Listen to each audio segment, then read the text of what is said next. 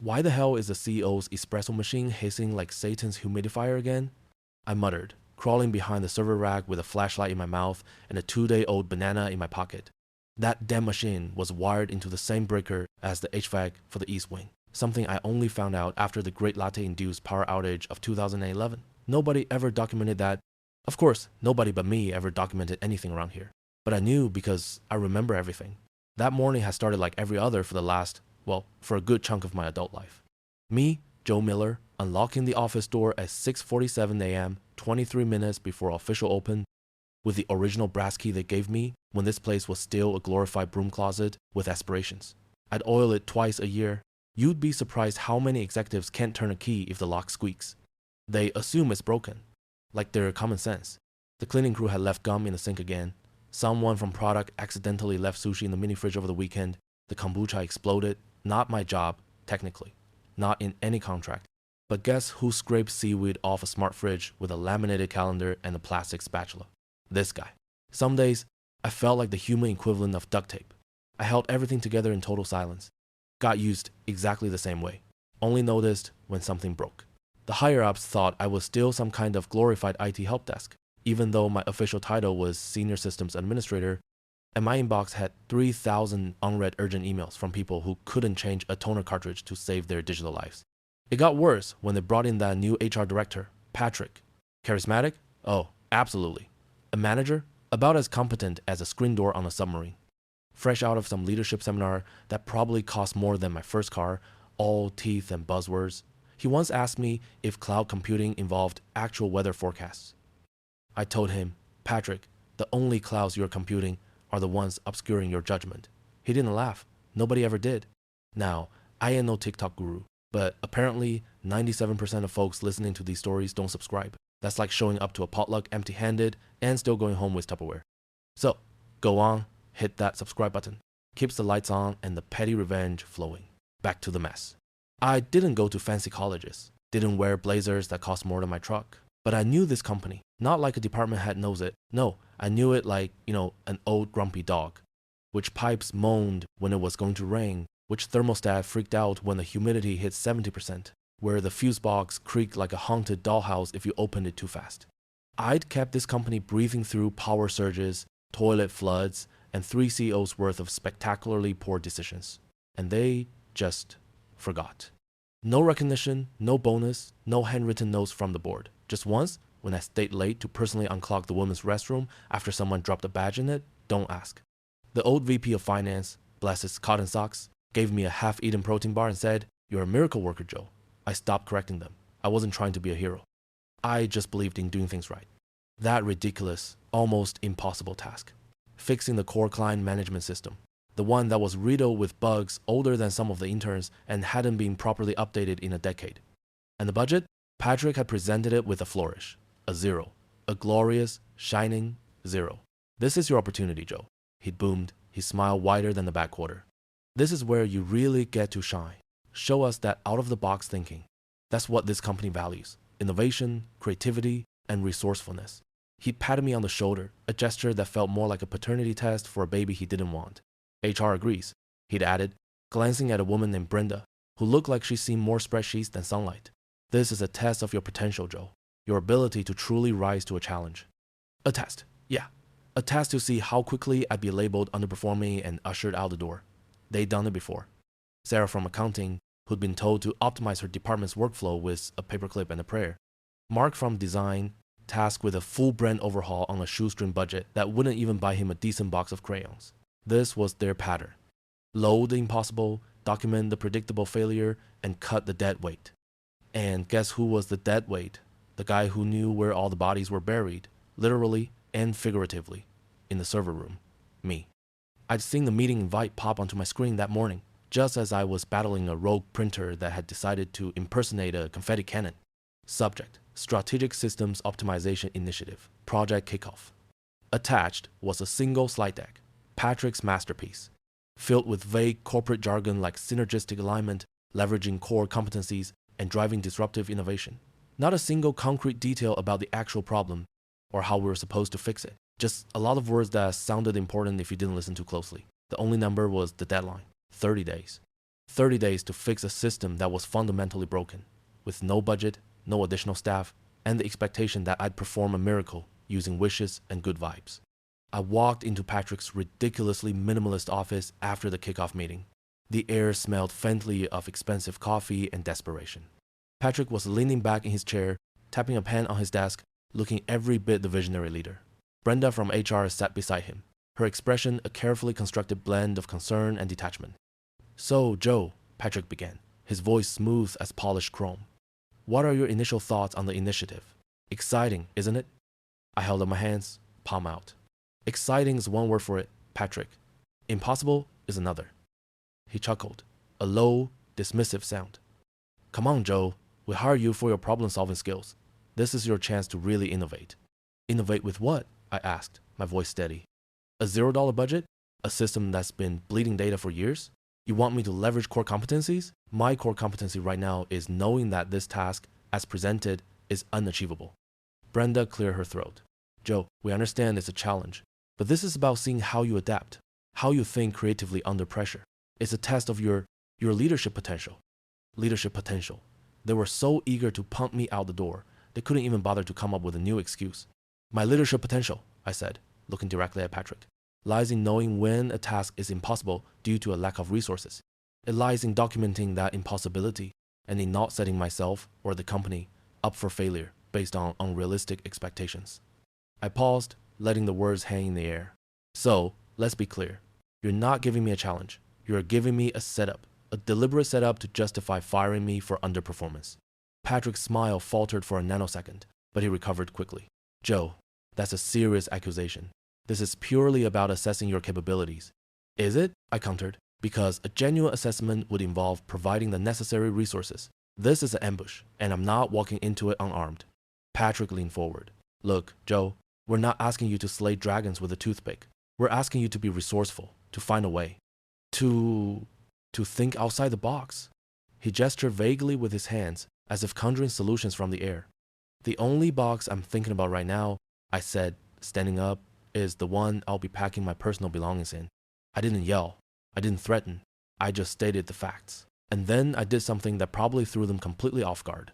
"Fine," I said, my voice dangerously calm. "I accept the assignment. You want creativity? You want out-of-the-box thinking? You'll get it." I turned and walked out of Patrick's office, leaving them staring at each other, probably wondering what just happened. As I walked back to my cubicle, the familiar hum of the servers felt like a low thrum of anticipation. This wasn't about me being fired. Not really. It was about them making a critical, fundamental mistake. A mistake born of arrogance, incompetence, and a profound misunderstanding of who they had working for them. They thought I was just the guy who fixed things. They had no idea I was the guy who understood how everything worked, how it was connected, and what made it tick. They wanted to see me rise to the challenge. Well, I was about to rise, all right? Just not in the way they expected. My first stop wasn't the server room. It was my personal laptop, the one that was strictly forbidden for work-related tasks. But this wasn't just work anymore. This was leverage. I opened a new document, and then I started to build. Not a system, not yet. I started building a case. I meticulously documented the meeting. Every word Patrick had said, every vague promise, every platitude. I noted the complete absence of a budget, the lack of allocated resources, the unrealistic deadline. I saved the presentation slide deck with its impenetrable buzzwords and empty promises. I wrote down Brenda's phrases about leadership potential and adapting under pressure. This was the foundation of their setup. Then I opened a new email client, not my work one. This was discreet. I started a new contact list, not filled with names from this company, but names I'd met over the years. Freelance networkers, independent consultants, people who knew their stuff, people who were just as tired of corporate nonsense as I was.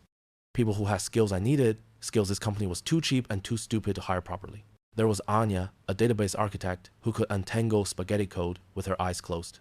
Ben, a cybersecurity guru who spoke fluent firewall. Chloe, a project manager who could organize chaos into beautiful, functional order. I typed out a draft email. It was carefully worded. No mention of my company, no hint of the impossible task. Just a straightforward proposition, seeking collaboration on a challenging short-term project, potentially high impact. Compensation to be discussed, but willing to explore non-traditional arrangements for valuable expertise. I sent it out to a select few, not everyone, just the ones I knew I could trust. The ones who understood that sometimes the best payment isn't money, but a chance to prove a point, a chance to build something real, a chance for payback. Over the next few days, I went into my usual routine at work. I showed up, I did the basic triage, I answered the inevitable panicked calls about printers and Wi-Fi. I was the picture of quiet competence, the unassuming cog in their machine. But in the evenings and during my lunch breaks, hunched over my personal laptop, I was building an empire. My project plan wasn't a plan to fix their system. It was a blueprint for my escape. It detailed precisely what was needed: specific software licenses, server upgrades, development hours, testing protocols. It itemized the cost of each, a starkly brutal reality check against the glorious zero Patrick had presented. I attached this to an email, addressed to Patrick, Brenda, and the entire senior leadership team, including the CEO. The subject line, project plan, and resource allocation requirements, strategic systems optimization initiative. I didn't attach the email. I saved it as a draft, waiting, letting the pressure build. I made sure to leave my work computer logged in, my calendar conspicuously open, showing all my availability for creative problem solving. I wanted them to see me working, to see me trying. The deception was part of the plan. They wanted me to be the fall guy. I was going to be the executioner. The calls started coming in. Anya replied first. Her email was short and to the point. Intriguing. What kind of non-traditional arrangements are we talking about, Joe? Ben chimed in next, his message laced with his usual dry wit. A challenge with no budget? Sounds like my Tuesday. Send details, but don't expect me to work for free, unless the cost is truly magnificent. Chloe, ever the pragmatist, simply asked, timeline and scope? I'm booked solid, but I can always make room for a good story. I responded to each carefully. I explained the situation without revealing names or the specific company. I spoke of a critical system facing imminent collapse, of a management team that was challenged in its resource allocation. I offered them equity in a future venture, a stake in something they helped build. I painted a picture not of corporate servitude, but of a collaborative effort, a chance to create something new, something that mattered, something that would eventually serve as a stark contrast to the failing behemoth I was currently pretending to save. My work computer started pinging with frantic emails from Patrick. Joe, where's the status update? We need to see progress. Joe, are you blocked? We need to understand the roadblocks. Roadblocks? Oh, I was building roadblocks, all right? But they weren't on the path to fixing their broken system. They were on the path to their own downfall. By the end of the week, the team was assembled. Not physically, not yet. They were connected through encrypted channels, sharing documents, sketching out designs. The quiet hum of their collective genius, a stark contrast to the empty promises echoing through the company's fluorescent lit halls. They were building it, bit by bit, in the shadows. A system so elegant, so robust, so utterly superior to the one they were asking me to fix, it would make their current failure look like a child's scribbles. Then, the inevitable. The summons. A calendar invite, direct from Patrick's assistant. Meeting with HR and senior management, performance review. It landed in my inbox like a death knell. But for me, it was the starting gun. I walked into the sterile conference room, the same one where Patrick had spun his web of buzzwords. He was there, all smarmy confidence. Brenda from HR was there too, her notepad poised. The CEO, a man whose face seemed permanently etched with the mild surprise of someone who just found their car keys, was also present. Patrick began, his tone carefully modulated for maximum patronizing effect. Joe, thank you for meeting with us. We've been reviewing your progress on the systems optimization initiative. He paused, letting the weight of his words settle. And unfortunately, the results have been less than stellar. Brenda nodded sagely. We've observed a distinct lack of actionable progress, Joe, despite the creative freedom you were afforded. The CEO just blinked. Is the system not fixed? I looked at them, a slow, deliberate smile spreading across my face. Not a happy smile, a dangerous one. You mean the initiative to fix a system with a non-existent budget and an impossible deadline? No, it's not fixed. I reached into my briefcase, not for a status report, but for something else. Something far more powerful. And that's exactly as it should be. Patrick's jaw tightened. What are you implying, Joe? I'm not implying anything, Patrick, I said, pulling out a thick, bound document. I'm stating facts. Facts that I've meticulously documented. I placed the document on the table between us. its weight a tangible symbol of their impending doom. This, I continued, my voice resonating with a calm I hadn't felt in years, is my final project plan. It outlines precisely what was needed, what was requested, and what was deliberately withheld. I flipped open the document, revealing page after page of figures, timelines, and resource requirements. You wanted creativity? You wanted to see how I'd think outside the box? Well, I did. I thought outside the box you built for me, the one designed to trap me. And in doing so, I found a much bigger, much better box. I met Patrick's gaze, my eyes clear and steady. A box that have already begun to fill. The room fell silent, thick with unspoken questions, and the dawning, terrible realization. They had set a trap, but they hadn't accounted for the engineer who knew how to dismantle the bait. And now, they were about to find out what happened when the engineer decided to build something else entirely. The game, as they say, was about to change. And they had no idea they'd already lost. They wanted to see me rise to the challenge. Well, I was about to rise, all right. Just not in the way they expected. After that little chat with Patrick and Brenda, where I laid bare their intentions, I didn't march out with a swagger. I walked out with purpose. My first stop wasn't the server room, or even my desk. It was my personal laptop, the sleek, dark device I kept meticulously hidden in a nondescript bag, never to be connected to the corporate network. This was my war room, my silent vault. The first few days were a blur of meticulous digital archaeology. I opened up folders, archives, and encrypted drives that hadn't seen the light of day since I'd first started documenting the company's penchant for corner-cutting and bureaucratic apathy. Every email Patrick had ever sent me, every vague instruction, every hollow promise was meticulously logged and cross-referenced. Brenda's carefully worded HR speak about performance metrics and synergistic growth opportunities was categorized and tagged. I even found old internal memos that highlighted the company's consistent underinvestment in critical systems, starkly contrasting with their outward claims of innovation. It was a tapestry of neglect, woven with corporate jargon and the profound disrespect for the people who actually made things work. I created a project management structure, not for their broken system, but for my expose. Each document, each communication was timestamped, verified, and saved in triplicate across secure, off-site cloud storage. I treated it like I was building a defense against a hostile takeover, because, in a way, I was. They had initiated the attack, I was simply preparing the counter-assault. Then came the network. My carefully cultivated list of freelance IT pros. Anya, the database whisperer. Ben, the security savant. Chloe, the project management maestro. I crafted individual proposals, each tailored to their unique skills, outlining not just the technical challenge, but the ethical imperative. I spoke of a company that treated its infrastructure like an afterthought, its employees like disposable assets. I offered them equity in a future venture, a stake in something that would be built on solid ground, not duct tape and good intentions. The response was overwhelming. They were ready. They understood the unspoken language of corporate injustice. While they thought I was diligently trying to innovate within their impossible constraints, I was coordinating, planning, and architecting. Anya was already dissecting the ghost of their current system, identifying vulnerabilities they didn't even know existed. Ben was sketching out a security architecture so robust, it made their current setup look like a child's fort. Chloe was creating a timeline, a blueprint for a new system, one that would be built with precision, foresight, and a healthy dose of pragmatism. They weren't just building a system, they were building an indictment. It didn't take long for the cracks to appear in their carefully constructed facade.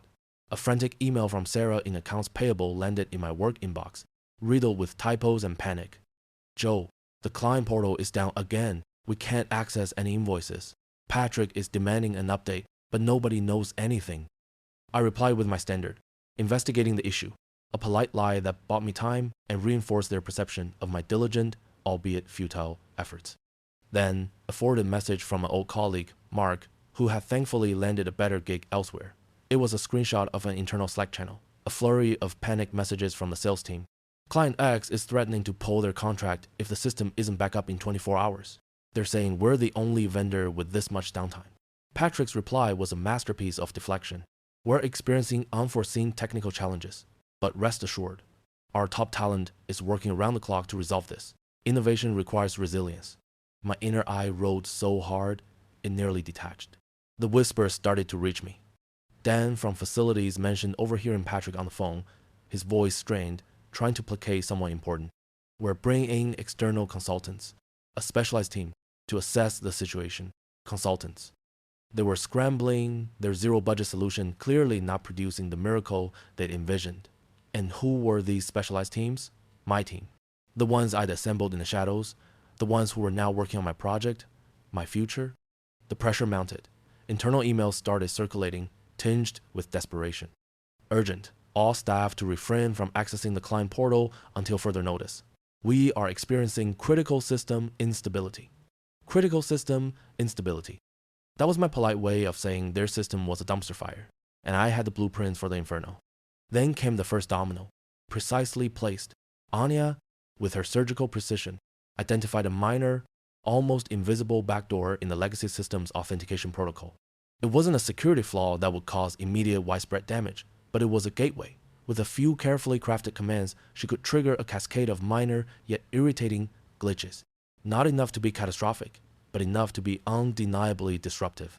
The next morning, a wave of confusion rippled through the office.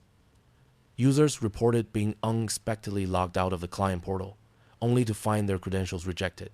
Password resets failed.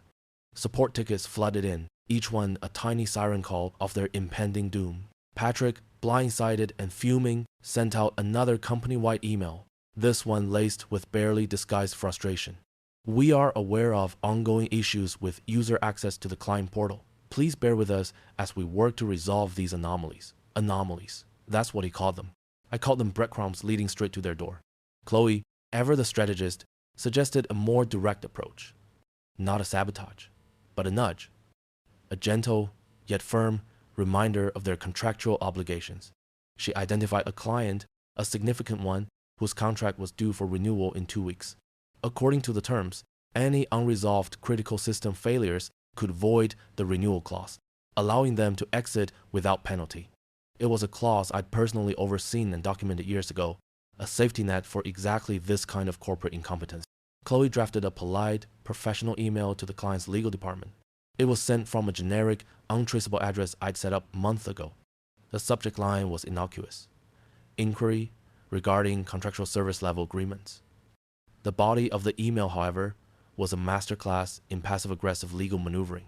It subtly highlighted the ongoing system instability, the repeated downtime, and the lack of a clear resolution timeline, all framed as a simple clarification request regarding the performance clauses in their renewal agreement. It was a perfectly legal, perfectly devastating move. The response was immediate. A terse email from the client's legal counsel landed on Patrick's desk within hours, questioning the company's ability to meet its contractual obligations.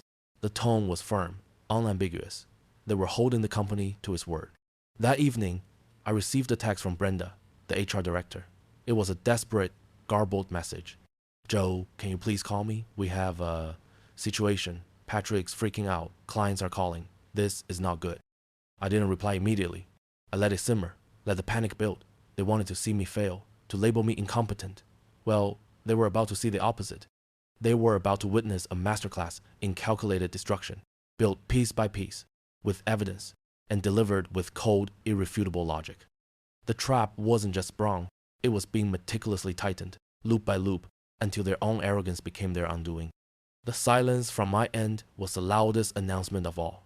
They had made their move. Now it was my turn to make mine. And it wouldn't be a quiet one.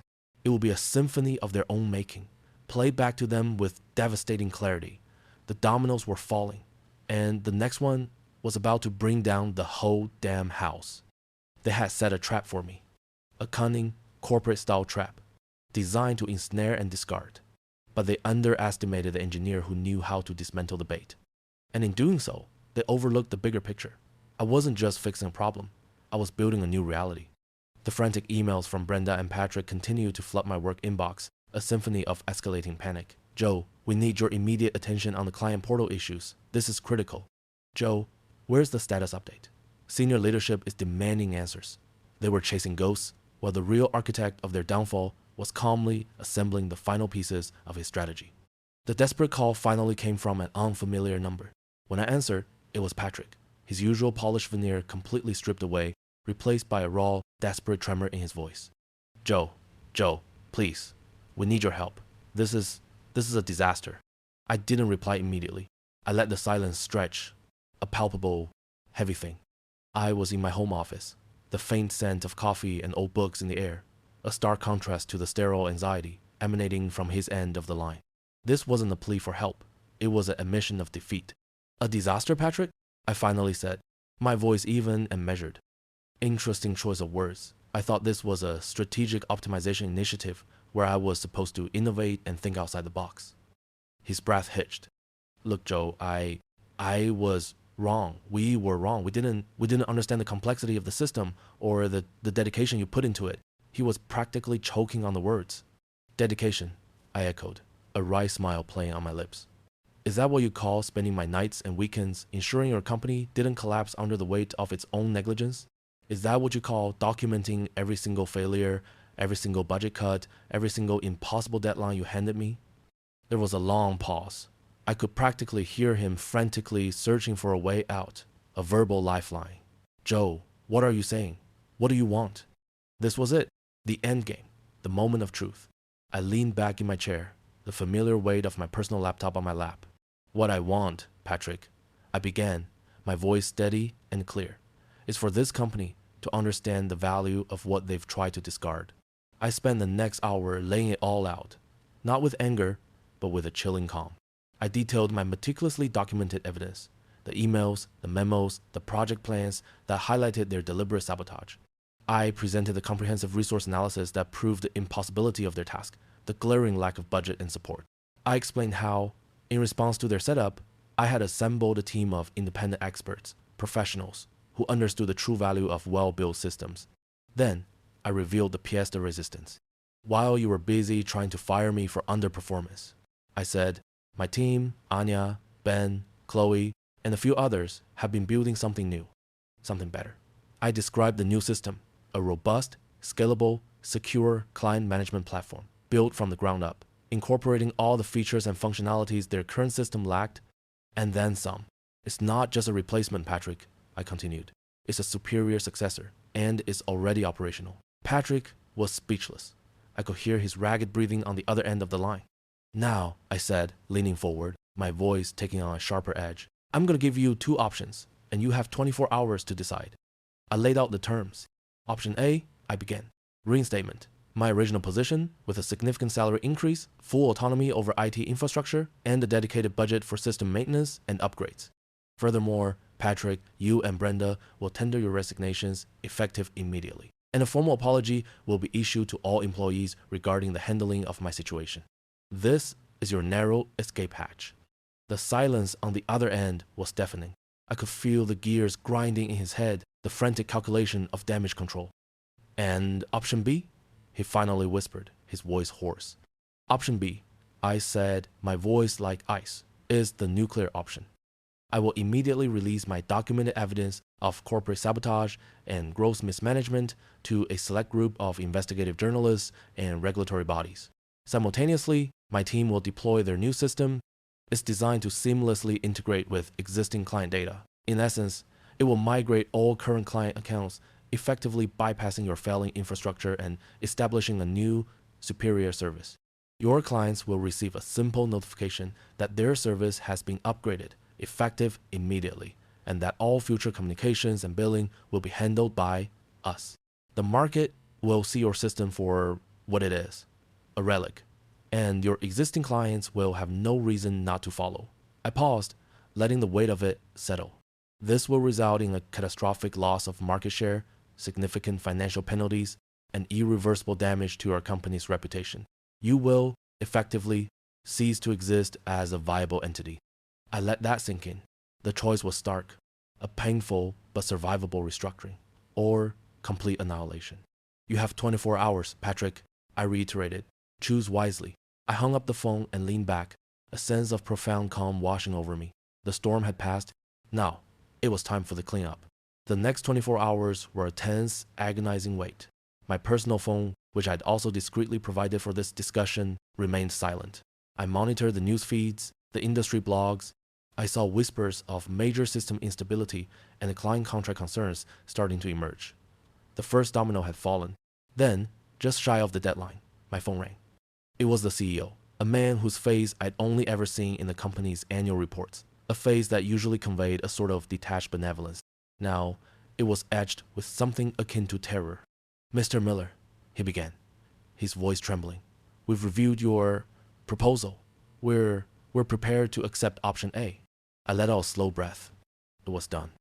The following weeks were a whirlwind. Patrick and Brenda were indeed gone, their exits swift and silent, shrouded in non-disclosure agreements that paid them handsomely for their complicity in their own downfall. A company-wide memo was circulated, vaguely mentioning a restructuring of leadership and a renewed commitment to operational excellence. It was a corporate euphemism for a brutal yet necessary purge.